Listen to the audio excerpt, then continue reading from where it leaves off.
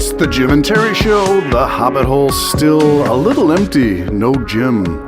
But we do have some things that need to be reckoned with.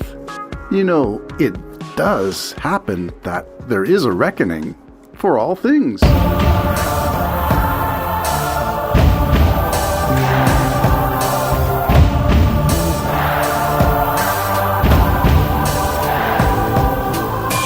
I hear you top the face of a penny.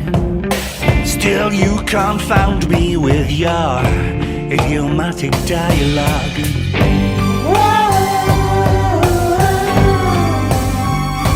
Come the reckoning.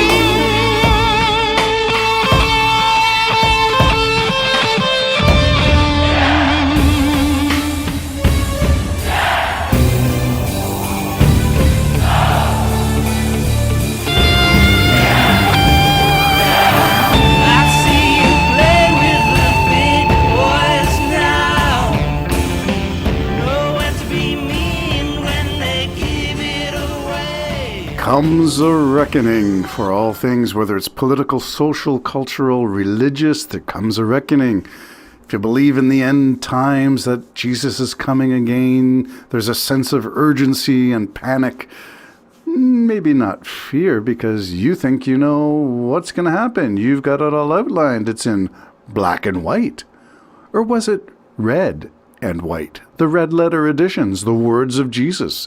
Are they really the words? Or is there going to come a reckoning where we find out that, maybe things didn't quite play exactly out the way they are recorded in history?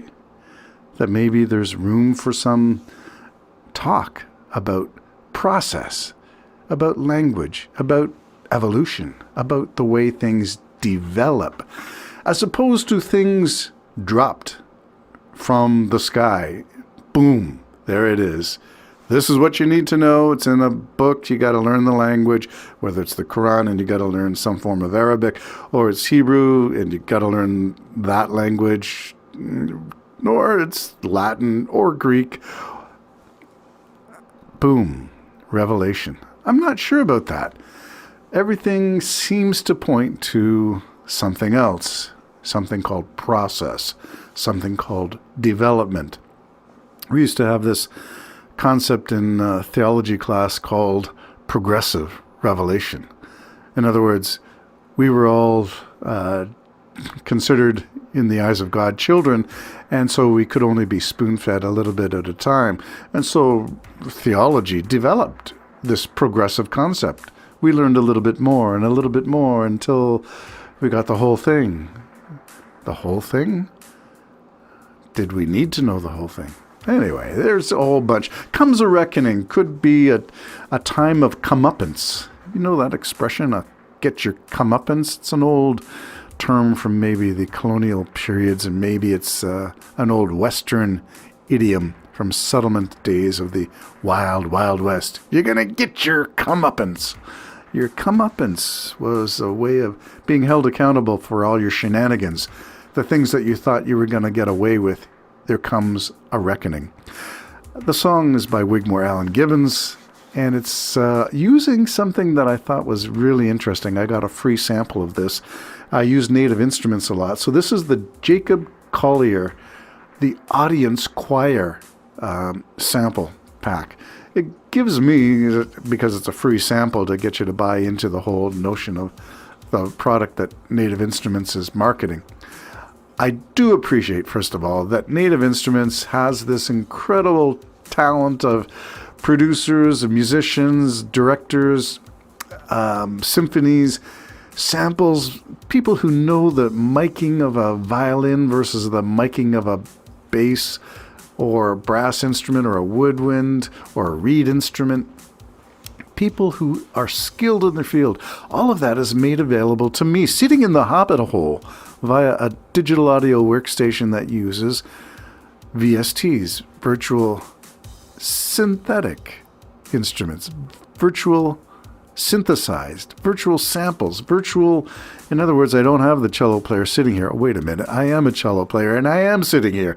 Well, sometimes we can't afford to have the musician in our little recording space with us, so we rely on people to produce these magnificent choral recordings, these magnificent symphonic recordings, these magnificent samples of guitarists, of virtuosos from all around the world who have been recorded and sampled and produced.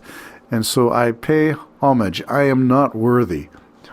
There will come a time of reckoning, I guess, for me being able to access all of these sounds and use them in my humble musical expressions. Jacob Collier Audience Choir. So that's where you get that shouting and the foot stomping and the hand clapping, is from an audience participation where the director who was responsible for developing these sound effects organized, just picture Massey Hall filled, or whatever, Roy Thompson Hall filled with an audience, and the director is on the stage facing the audience and directing them to stomp left, right, stomp left, right, and they record it, mics everywhere, to get some kind of huge sound. So that's the sound that's in this recording, and that spurred the whole thing of Comes a Reckoning. It sounded like populism. You know my bugaboo about populism. It is not a good idea to equip people who either are not inclined to find out information or choose what to believe from the skimming the cream off the top of something without seeing what else is below the surface. Sort of goes along with caveat emptor, buyer beware, and ceteris paribus, all things being equal. So wrapping them all up and putting them into one package, there's the song now called Comes a Reckoning from Wigmore Allen Gibbons.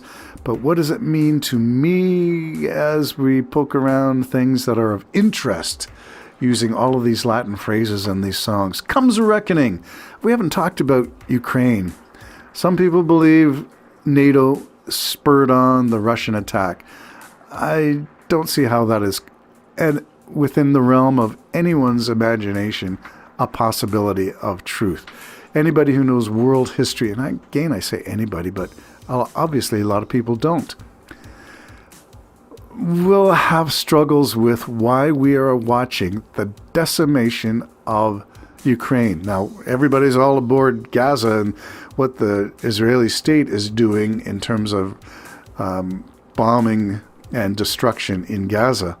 Now, just picture a whole city, not just Gaza, the territory, but picture the whole country of Ukraine.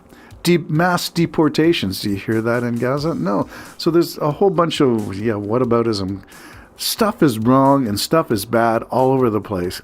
And it's good to look at each one in isolation to see what extent they're bad. I'm thinking the Ukraine situation, and the reason why I'm focusing on that is because having to defend yourself while you don't have the weapons. I mean, Russia was a competitor with the United States in military arms production and in global projection of power. Now, all of a sudden, that same powerful state is going against Ukraine. What? How is that allowed to happen? Well, I blame politics, blame Republicans, blame whoever you want.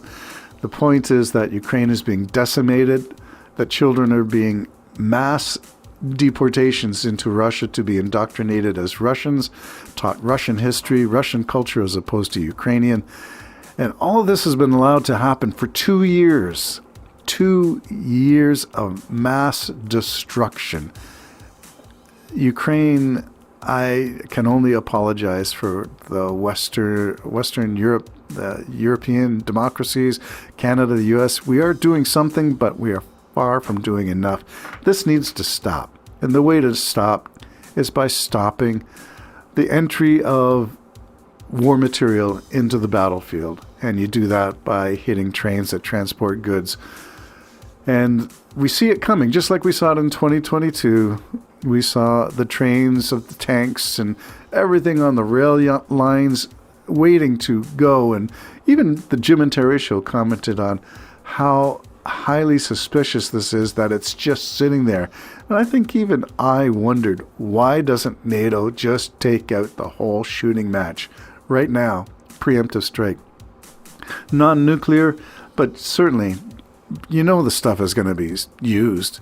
It was thousands of tanks. It was thousands of military vehicles. It was thousands of weapons, and all just sitting there outside of Ukrainian territory as if, of course we're not going to use anything. We're just polishing it up. We're just moving it over here because we have no space somewhere else in Russia. So we're going to move it all here. Really, those of us who have studied World War II and World War I for that matter, know Russian tactics, and it's all about deception. And so how anybody fell for that, I don't know. Ukraine, I have nothing to say but apologies, humble apologies for allowing your country to be decimated. Mariupol, I was reading another story about the Azov battalion and holding that steel refining factory against all odds and surrendering only at the last minute because they bought Zelensky time to make his appeals to the West and find a defensive strategy to work. Anyway, fighting a battle, fighting a war with one hand tied to your back, that is Ukraine. Why has it been allowed to happen? Because we've been afraid of Putin and the nuclear card. And that is something we should not fear, in my opinion. Nobody in the right mind, well, maybe it is Putin not in his right mind. I've always argued that. He's not in his right mind. And we believe what facts we choose to believe. You've got to have sources that you claim are reliable. The sources for propaganda are on both sides in Ukraine. Yeah, some people will exaggerate. But when you come to Gaza, you got Hamas supplying statistics. Hamas! Where's the independent verification of all that is claimed? We're getting so upset with the decimation in Gaza, and we should be with the loss of any human life, including Russian soldiers, Ukrainian soldiers, including civilians. But my God, we need to stop the fighting. If life is precious, so precious that the U.S. is willing to talk about contraceptive banning because all life is so important from the time of conception, then all life, stop the fighting. Stop killing people. Yeah, anyway. It seems like perhaps, one hand behind its back, Ukraine is going to be given permission to strike in Russian territory. Big game changer if you're following the war, and I am. Blinken thinks the U.S. should lift its ban. Let Ukraine strike inside Russia. Big change. Comes a reckoning. Russia's about to get it. Bye-bye for now.